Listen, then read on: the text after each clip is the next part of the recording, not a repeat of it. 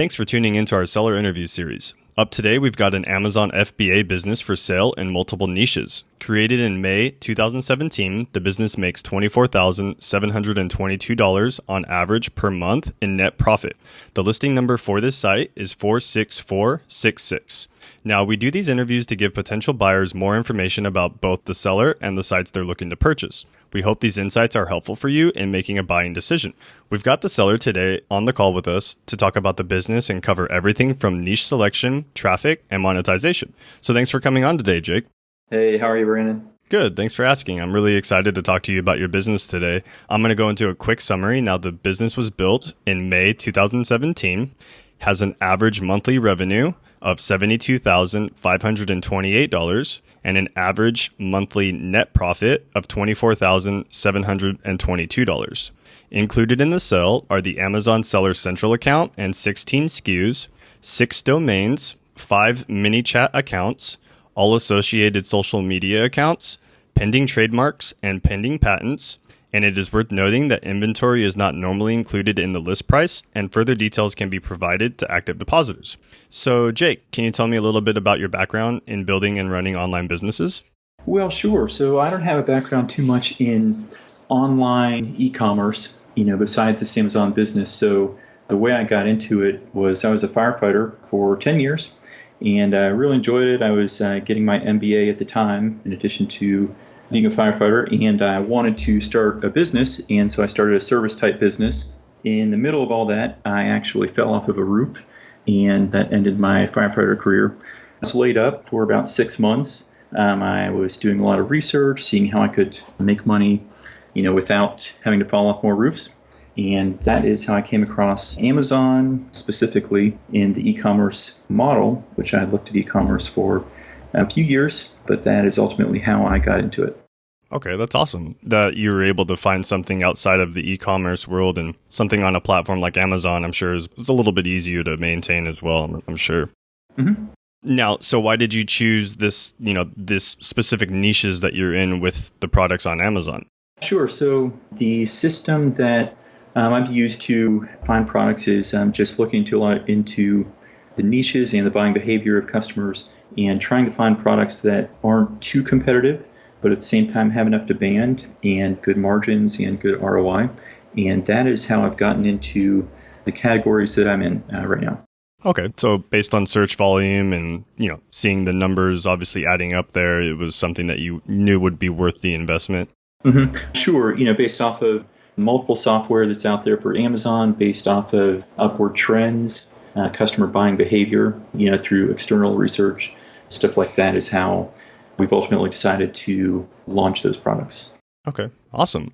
So now, why is it at this point in time you're deciding to sell the business, Jake? So we could either stay shallow or go deep with that question, so I'll do a little bit of both though. So, to start off, with my history as a firefighter and, just making a normal base level, paycheck to paycheck salary, which I was happy with, I never thought that I could or would run a business with these kind of numbers.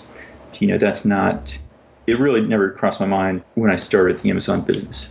And that being said, never would I have thought that I would want to leave a business that's doing numbers like this. Honestly, with some months, far surpassing what I made in a year as a firefighter. I've been doing this for several years. So I'll just briefly go over some of the reasons that I believe it's right for me to sell, and also that it's right for the business, because, I have to look at those independently. And so for the business, it's reached the point where I have run out of stock several times because of the demand, because of the cash flow issues. I have had to put some of the products on hold, and, there are ASINs that are inside the Seller Central account that I haven't sold in some time that have great listings, great reviews, and all that. But it's been an issue. Which products can I choose to, put on hold, and which do I have to give more attention to?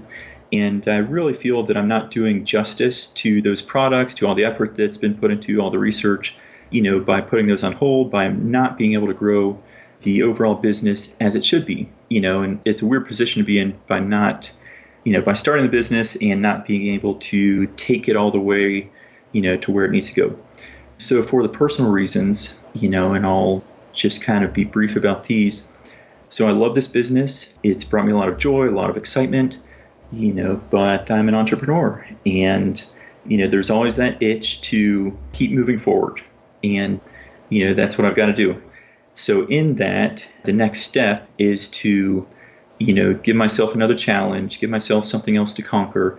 And I already know how to run this business. I'm limited in capital, so I can't, launch out into other ventures. So it's at the tipping point of where if it stays with me, it will be hindered just, in regards to cash flow. And I'll talk about a little bit about that later on, what I've done to mitigate that restriction, but also for other reasons. So with family reasons, with personal goals that I have, even though this is a very, I don't want to say hands-off business, but it's not the type of business that you go into work and, work 8 hours a day. You could easily, not work at all for an entire week and just respond to email. It's very unique in that it doesn't need a lot of, hands-on approach to it. Okay. Yeah, no, it makes total sense. And, having a business that, like you said, having the bandwidth to grow it and, really push it to the level that it really can achieve is something that I'm sure any potential buyer that's listening, could obviously, see the low-hanging fruit that they might want to, capitalize on that as well. Mm-hmm. Sure. So, and sum it up, it's just, there's some family reasons that I want to, I need to give them more attention. And I created this to be a lifestyle business, to be able to do that, to be able to travel and, not always be available, but right now I'm always available for the business, so, I know I'm talking in a circle, but that's really the reason why I want to, sell it for myself and also for giving the business what it needs. Okay. Yeah, no, it's a pretty common reason for why a majority of our sellers decide to sell the business, at this given time. Like I said earlier, not having the bandwidth and really being able to expand and grow the business is something that, they'd like to obviously see the business succeed and, only being able to do that by passing the torch on to another buyer. So I agree with that. Total sense. Now, is there anything that you had learned while building this business, Jake, that you might apply to future sites or your future ventures down the road? Yeah, sure. There's, I've mentioned, my history isn't in e-commerce, so, there's just so much that I've learned in doing the research really and finding, how I can connect to customers in a way that competitors don't, how to take a product from nothing and bring it to market. It's an amazing feeling, how to deal with competition, how to do the research to edge them out. And always try and stay ahead of the competition by, providing other features, providing, bonuses or, whatnot. So those are things that, they're not technical lessons that I've learned, but they're very practical in dealing with, an audience. Okay. So a few of the things that you were using for this business, you said were, some software that were already built into the Amazon platform? Sure. Mm-hmm. Yes. Okay. Was that pretty helpful with you in expanding and growing this business then? Yes, it was. And also a lot of the manual research that isn't really based off of software, but it's research that we built SOPs around. And, so that it's going, just scraping Amazon and getting some data. It's actually, looking what customers are saying and what they're looking for and taking that and building it into our products, our listings, and, making that extra effort that other competitors don't. Okay, that's great. Now, was there anything that you might have tried that, didn't give you the ROI you were expecting? Mm-hmm. Yeah, no doubt about that. Some of the things that I've tried, I think, if I were to say, how many hours a week I work, it's minimal with what needs to be done, but the majority of the hours are, looking ahead toward the future and seeing what things I can test, seeing what are the research, future product, and some of the things that didn't work. For me personally were Facebook ads, some of the Google ads. We had a little bit of success with influencer marketing. We didn't build a system of using it, just tried some, and some worked and some, the majority didn't. But one of the things that's really exciting is with those external ads that I tried that didn't work, one of the ways it didn't work is there was no way to track them. But with Amazon's new system of Amazon attribution that they're in the beta testing right now, you can track those ads and track those sales. So that's really exciting. That's a new route for testing, either with myself or with the future owner. Mm-hmm. Yeah, no, that's really great to hear. That's something that, we have also been playing around with attribution. And we actually have a data analyst that has gone down a rabbit hole with attribution for our business as well. So it's a very interesting to see, sources and what specific steps, your customers are taking to finally become, that sale or that customer as well. So that's really great to hear that you've, obviously you've tried a few things, they didn't work. Now, on the topic of you mentioning that Facebook and Google Ads didn't quite give you the ROI you were looking for, where does the majority of your traffic come from then? Sure. And one of the things that I should have said is I just didn't know if the Facebook and Google Ads worked or not because, previously there wasn't a way to track it. All I saw was the amount that I spent on it. Right. So the majority of the traffic, it's organic. We've worked really hard to find the keywords that are the customers use and that actually convert. And one of the things that's exciting is Amazon has opened up brand analytics, so you can see, what keywords are converting and which are the top products that are converting for those keywords. So that's really been helpful. We've done a lot of research with that, especially in the last 6 months. And other types of organic, something that I just found out with actually searching some of the keywords lately instead of just tracking them through a software is the new sections for editorial recommendations. Several of our products are in those editorial recommendations, for top keywords, which is great. So they're, just sponsored by Amazon organically, and we don't pay for those, for that placement, but it's just a really great boost that we've seen lately. Okay. No, it's really great to hear.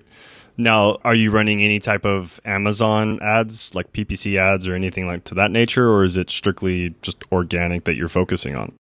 We are. So with Amazon PPC, it's tough to get a handle on sometimes personally. So in the past 6 or maybe 8 months, I've subscribed to a PPC software that can automate and pretty much pull apart all the spreadsheets that I would have had to go through otherwise and just get rid of some of the negative earners and, clean up the campaign sum. So that's been really helpful. Okay. Awesome. Now, are you doing any other type of marketing for these, even the domains or the business itself? No, we sure aren't. All the revenue is just coming from inside Amazon.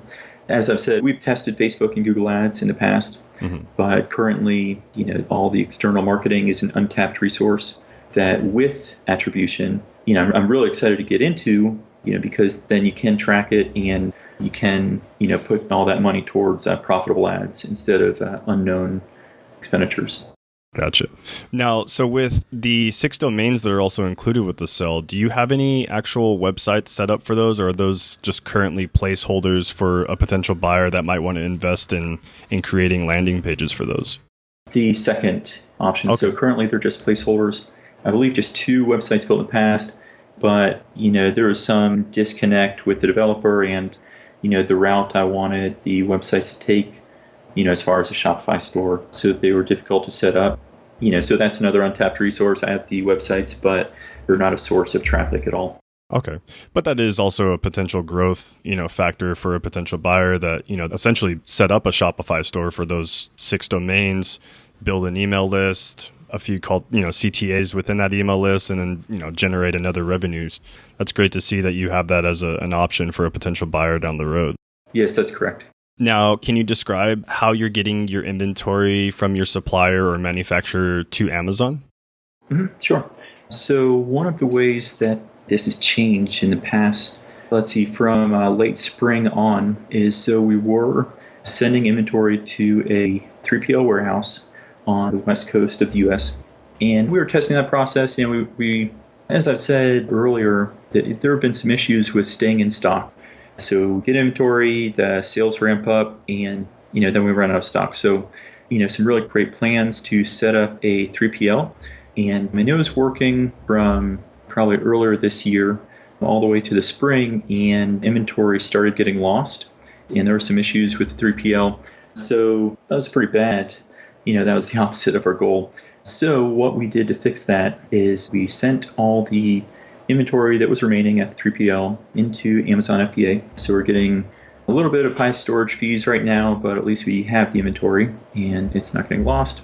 And one of the ways that we try to fix the cash flow issue is getting better payment terms with suppliers. And in doing that, we've been able to, I can talk about that a little bit later also, but we've been over manufacturing inventory so that we can get, whatever products we need and fill up a container, just the next 2 months of inventory usually.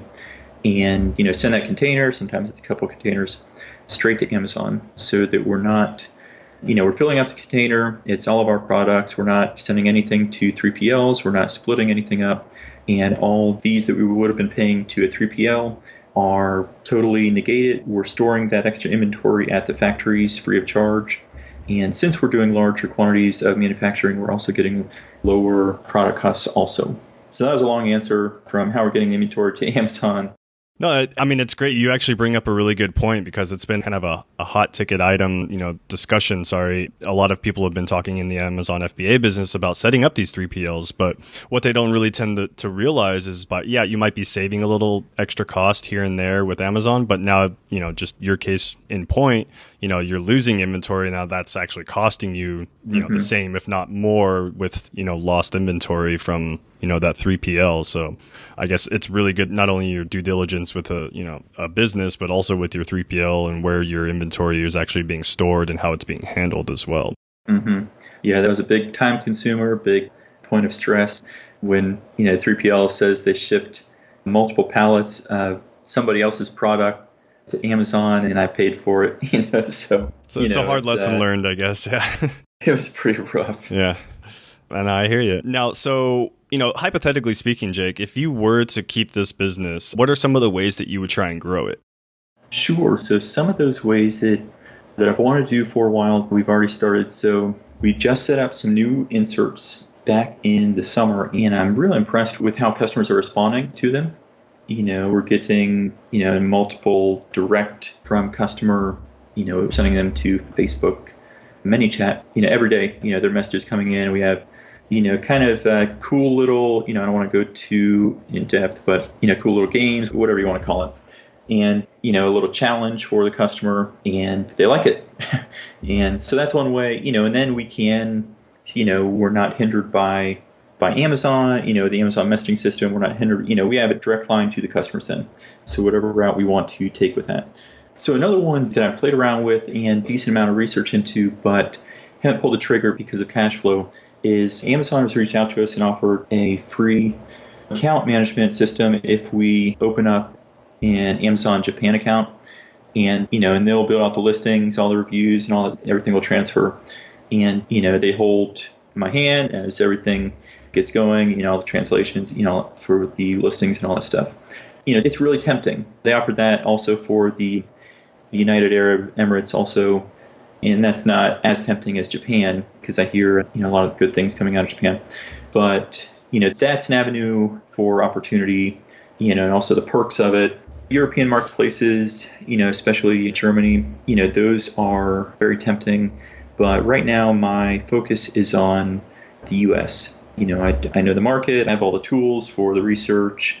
I speak the language. Yeah, that's a big factor, right? Right. So just like these other avenues, like the websites and, and launching more products, the other products that I put on hold are still in the account. The business deserves more and it should get more, but, I'm restricted, with certain things, with cash flow, with, I'd love to have a developer that I could, do these things with, like Shopify. But those are routes that I would take, and I will take them. They'll just be slower if it's with me. So.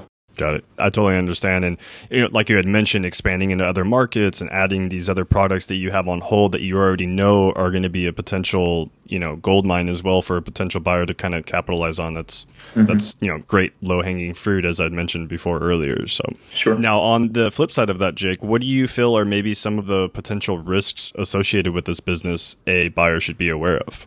That's a great question. And I think they are the same as any, I'm sure I'll get the term wrong, but what is it? Platform risk, or, when the platform isn't yours, then there's risk, but that's what everybody deals with, whether it's, whether you're dealing with Google or Shopify, Amazon, that, whatever platform you choose that's not your own, if it's not, the customer's not coming directly to you, that's risk. And that is something to keep in mind, but, it's only as big as risk as the next guy selling on Amazon too.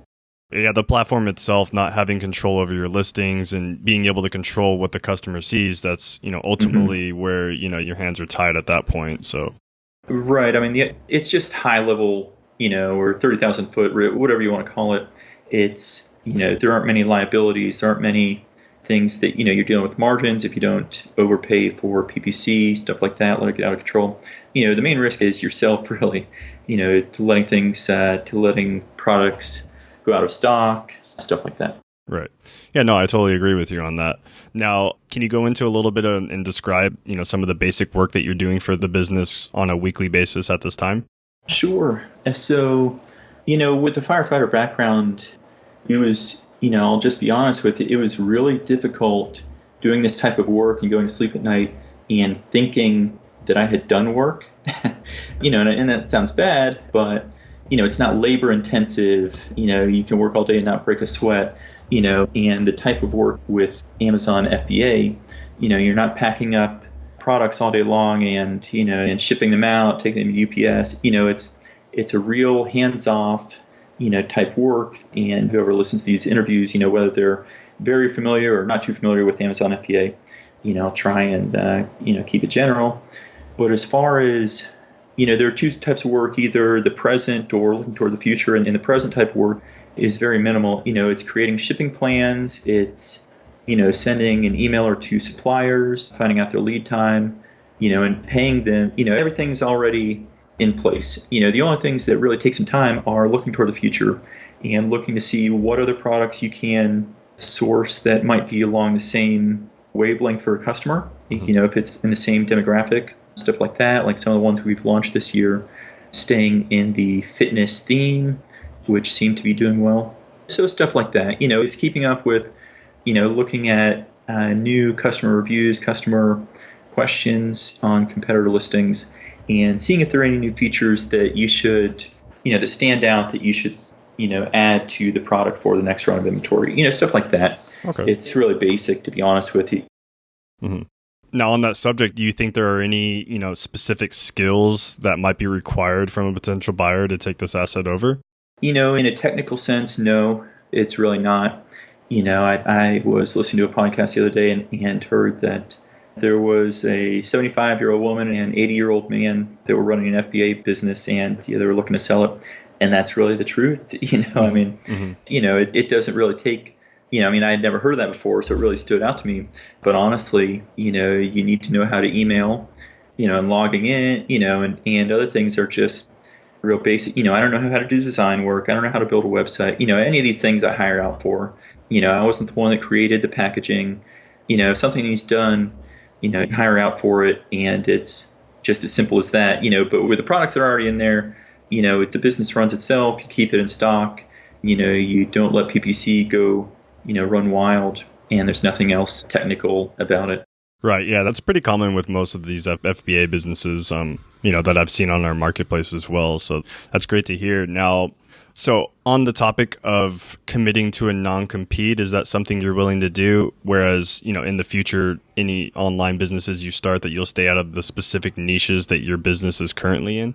Mm-hmm. Yes, of course. Okay, perfect. And how much support are you willing to offer your potential buyer? Is it the average 30 days email and Skype support, or did you have something in addition you would like to add on to it?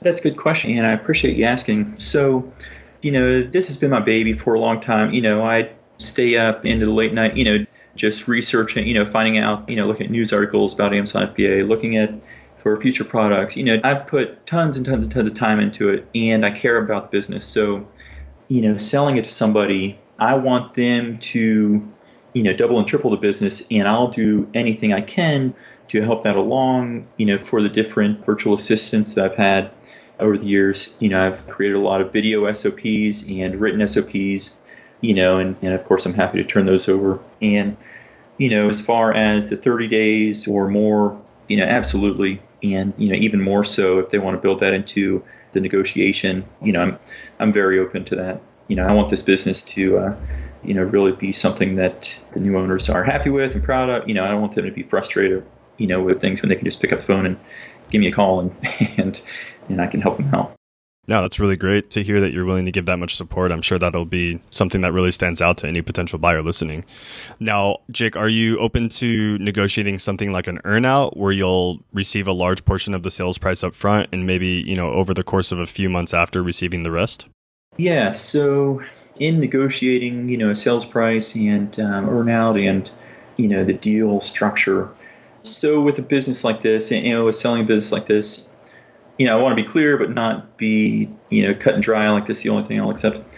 So I don't want a buyer that is hesitant to buy the business. I want a buyer that is fully committed and isn't trying to take it for a test run. I have no interest in that at all. But that being said, and I think that's very reasonable. I can't try and turn over a business and then, and have them mess things up and then try and take it over. That wouldn't be good for anybody. But in earnout scenario, typical earnout scenario that you mentioned, yes, I think that's very reasonable. And also, if you don't mind me going into a little bit more depth there. So in negotiating and with the deal structure, this isn't the typical asset that somebody's purchasing. And depending on the type of buyer, it's not like a house. It's not like something physical that's a traditional type of evaluation. And it's easy to say what it's worth. I know what it's worth to me. I know what I need out of it, but I'm open for the right buyer. That's the most important thing to me, and I'm a single guy, no wife, no kids. I'm not looking to make millions on this business. What I'm looking to do is move forward. And of course, a, full price cash offer, close before the end of the year. Of course, that'd be great and ideal, but maybe the right buyer needs me to work with them, and I'm willing to do that. I'll just leave that at that and go into more detail on a call. Okay. No, that's great to hear. So just to kind of wrap up the interview, putting yourself in the shoes of a buyer, why do you feel this business is worth buying? Sure. That's a heavy question. So I know my answers are, a little thorough sometimes, so I'll keep this brief. But, so there are some assets that, weren't discussed. So asset-wise, I'll say these. So some of the listings, the products that are in the account, I haven't had the cash to purchase. Those are, a little bonus. I know those can't be put in the valuation. Another benefit is favorable payment terms with factories. So that instead of, the traditional 30/70 before shipping, almost all the factories are payment before telex release. So it's, payment before the products land in the U.S.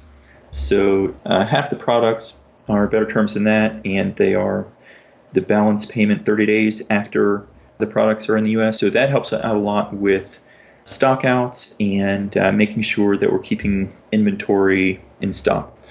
So another thing, another little bonus is in our contract terms, we negotiated to have factories replace any items that have been returned due to being defective inside Amazon. So we just send a report and they take those off the next order. And as everyone knows, Amazon's famous for their returns policy. So, that's a little bonus to help out with the return rate so that it doesn't come out of our pocket. In just an overview sense of why the business is worth buying. So, of course, Amazon has built a completely new buying habit with so many people, especially Prime members, that it's changed the way they buy, changed the way they shop in general, and so that it's only increasing. So, with this business, it's the type that, you keep the products in stock, they have good placement, good organic ranking on Amazon. The margins and the ROI are, on target. There's nothing else that you can, traditionally compare to this type of business, especially with these type of margins, so that, if the option is, putting money in rental property or this, it's this type of business blows it out of the water. Of course, there are other things we've already talked about, like the pending trademarks, the other 2 trademarks have already been granted, pending patent, stuff like that, so that it makes it more defensible. So, I don't want to, go on and on, but I'm more than happy to hop on a call with a buyer, and let them delve into the business some, pick my brain some, and, see further opportunities, other research that we've done for either current products or future products, and I'm really looking forward, to this sale and also dealing with the new buyer and a new owner, I should say, and completing this milestone, in the entrepreneurial journey. So it's pretty exciting. Yeah, no, it's definitely great to see, all the systems you have in place. And like you had said, a few of the patents and trademarks already, in the works and already being completed. That's a great opportunity for anyone listening in and looking at this business to really capitalize and use the full bandwidth and push this business its full potential. Yeah, I really appreciate the interview. Like I said, I'm happy to jump on a call anytime, with potential buyers. And this has been fun. Yeah. Yeah, no, definitely. It's been really nice talking to you about this business. Is there anything else that you'd like to share that I might have missed, Jake? Not too much. I don't want to go into too many details, just over this interview, just that I'm looking forward to handing this over to the new owner, and someone that can propel this further than I can. It's a weird feeling to have. I know I'll have seller's remorse after it. I know it, and maybe that's why I'm so willing to give support and to help out the new owner, because it's been such a big part of my life for several years, but I know it's the right thing to do for myself and for the business. As I said before, I'm happy to jump on the call, with potential buyers and answer any questions they might have. Yeah, that's really great to hear, Jake. Well, I really appreciate you coming on the call with me today and, look forward to seeing the future and getting this listing sold for you. Yeah, and I really appreciate it, and I enjoyed this interview quite a bit. Yeah, same here. Well, best of luck to you, and we'll talk to you very soon, Jake. I appreciate it. All right. Thanks, Brandon. If you're watching this on YouTube, subscribe to our channel. And if you want more information, the link will be below the video that will take you to this marketplace listing. If you're watching this on the listing page and want more information, become a depositor today. When you make a deposit, one of our business advisors will be in contact with you, and you will be given everything you need to review this business. Thank you, and have a great day.